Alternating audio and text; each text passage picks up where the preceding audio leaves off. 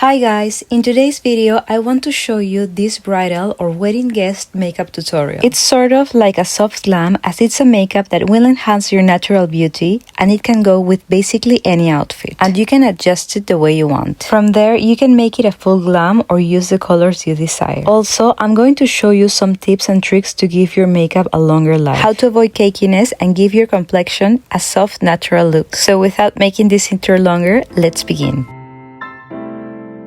I'm going to start prepping the skin with the Boom Boom Milk from Violet FR. It is going to wake up the skin and help the next products penetrate better. Next is the Triple Syrup by Lancome. What I love about this product is that it leaves the skin plumped and smoother. You can see the combination of 3 products there.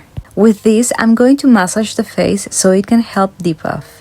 You can use a washa if you like. And by the way, you can prep your skin with any serum or moisturizer of your preference. Just make sure your skin is well hydrated, even if you have oily skin. But especially if you have dry or mature skin.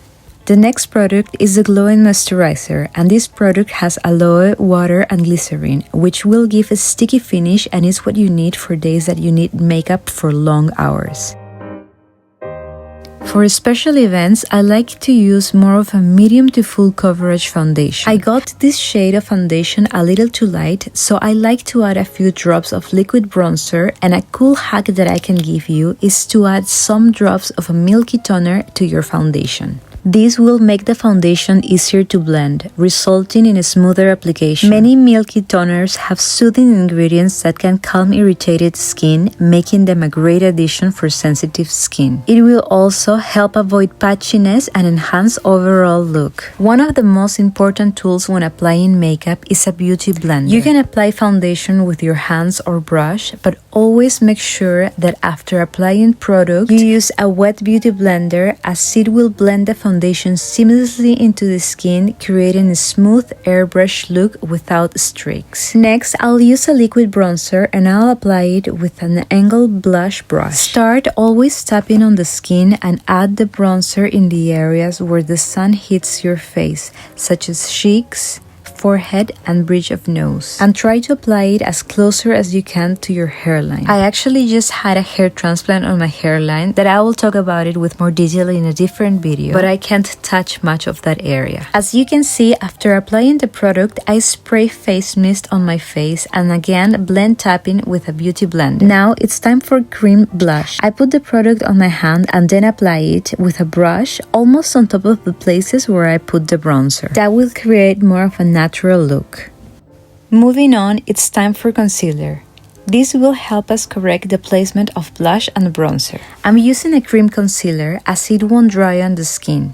And after applying it with my fingers, I will blend it with a concealer brush. Just always make sure that your concealer is appropriate for your skin type. Another question that I get a lot if it's the concealer should be the same shade as your skin or lighter. And the answer to that is that it can be either way. I'm actually going to use both in this video so you can see the difference. After blending well with the brush, I go again with my 2 best friends, my face mist, which I don't think I've given too much credit, and the beauty blender. Now, as I was telling you, I'm going to use a lighter shade of concealer. So light is white. The first one I used to correct the blush and bronzer, and this one will give the lifting effect. And for that, I'll place it in these points of my face. I really like this Korean concealer. It blends easily, it's good quality, and it's a great price. By the way, as I said, you can recreate this look with products you already have, but in case you're interested, I'm leaving all the products linked in the description box,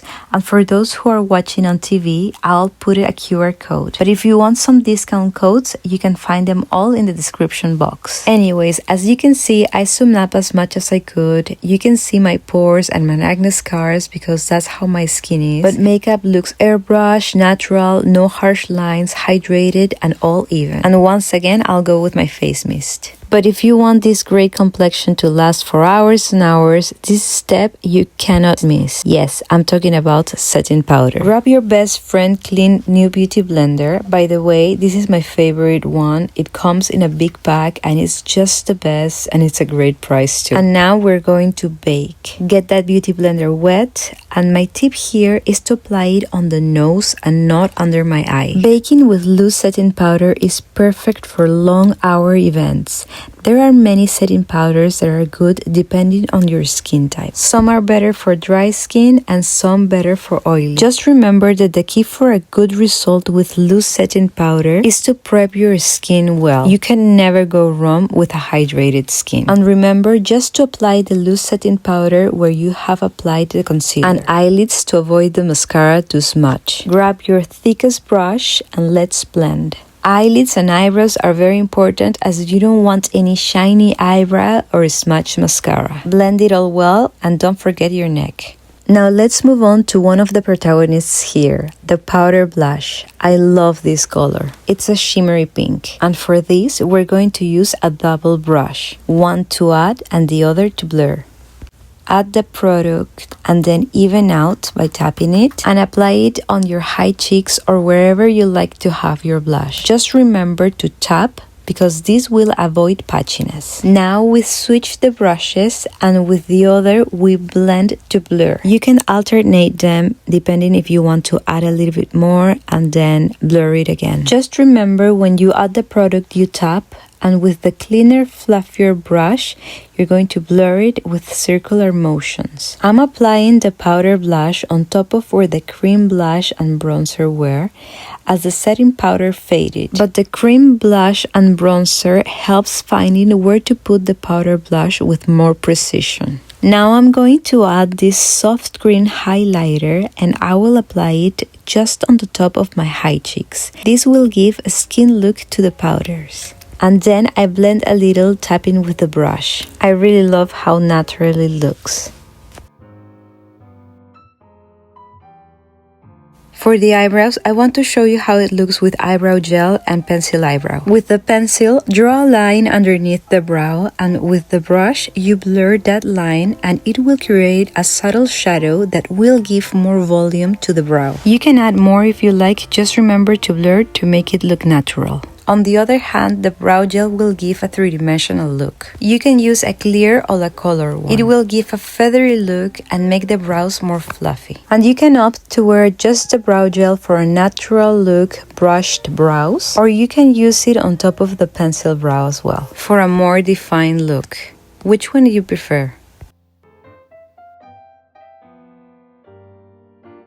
For the eyes, I'm going to need a flat angle brush and a waterproof black eye pencil. I'll be using famous Nina Park eyeliner technique, and what I like about it is that it looks great on all eye shapes, whether you have hooded eyes, partially hooded eyes like I do, or a full eyelid. It looks so beautiful. It may look a little intimidating as you have to lift the eyelid and then gently trace the eyelash. Grab a cotton swab, don't forget to get it wet, and then place it at the end of your lower lashes and then lift it to shape the eyeline. With the angular brush, I'm going to blur and shape the wing of the eyeline, and you can make it as longer as you want. This eyeline is going to be our base for everything. You don't have to trace the entire waterline, just do it calm and little by little. The key here is to use the right eye pencil. Make sure it's waterproof as you are placing it in a waterline. Otherwise, it may smudge and won't look too precise. As you can see, it is normal, especially on those with hooded eyes, that the line goes downwards. But here our friend the cotton swab will help us correct it. And with the angle brush, we're going to shape it the way we want. Just remember to pull up from the lower lashes. Now let's move on with another protagonist, the eyeshadow. You can obviously use the colors that you prefer, and I'm going to use this eyeshadow from Soft Bridal. I'm using this earthy soft brown to cut crease. Just make sure you're using the proper angle crease brush. This will give us a more defined look.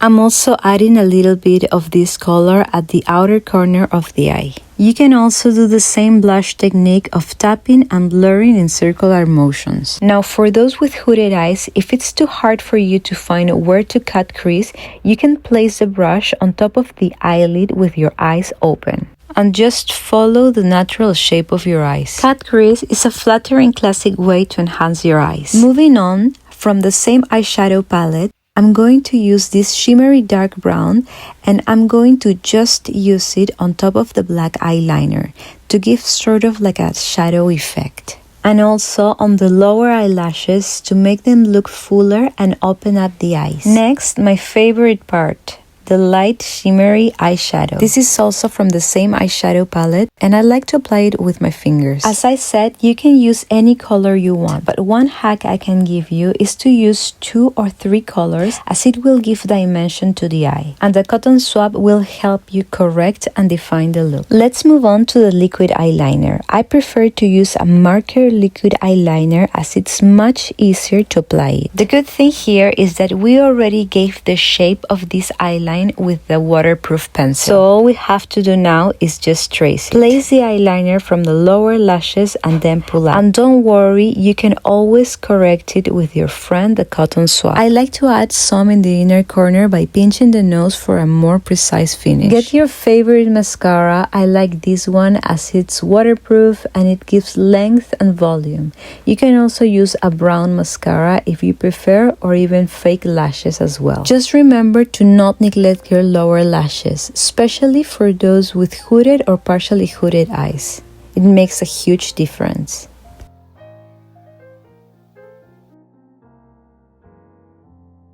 For the lips, we're going to hydrate them with lip balm. Just make sure you don't add too much lip balm or oil before painting the lips, as it will interact too much with the lipstick or the lip liner formula. You can use a flannel to exfoliate or an old toothbrush. Now, there are many lip liners in the market, but there are 2 types of them, and I'll show you how to differentiate them.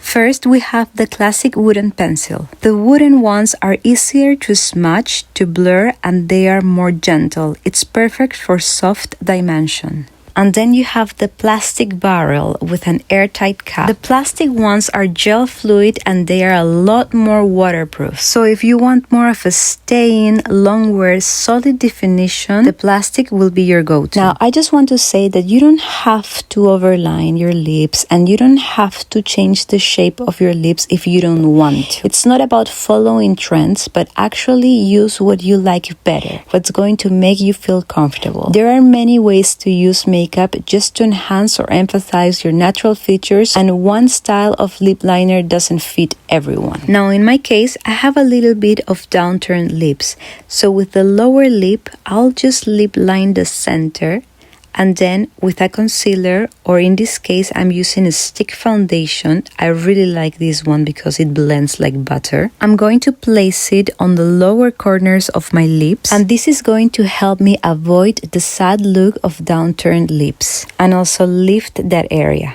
And without blend, grab your favorite lipstick. I'm going to use this one that is a similar shade of my blush. If you tend to have drier lips like I do, try to avoid matte finish lipsticks, as it will make your lips look drier, and a lip liner will define your lips. Also, let me know in the comment section if you knew about the difference between the plastic and the wooden lip liners, and which is your favorite. Now with a brush, I'm blending the foundation, and as always, we finish with a wet beauty blender.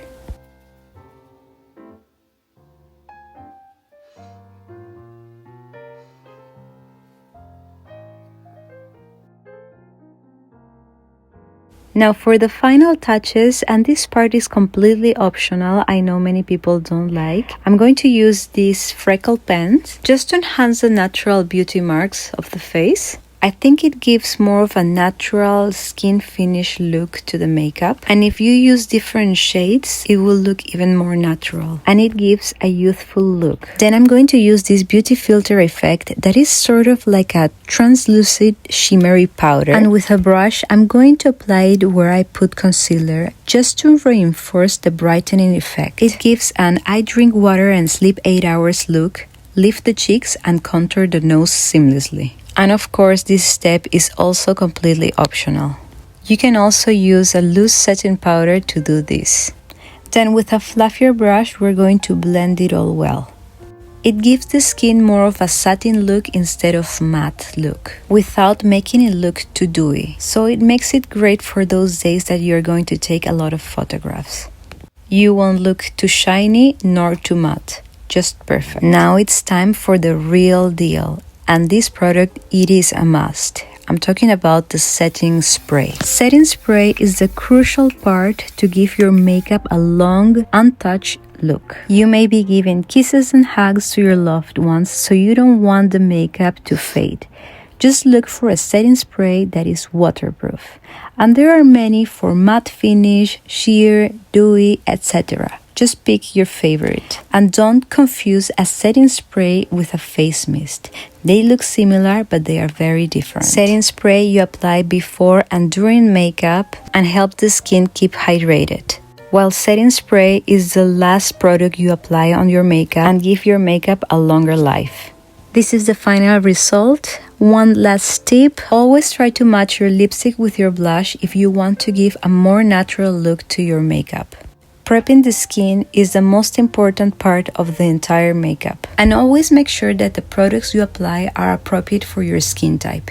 If you still struggle to find out the right foundation for your skin, I have a video about Foundations 101, so don't miss it.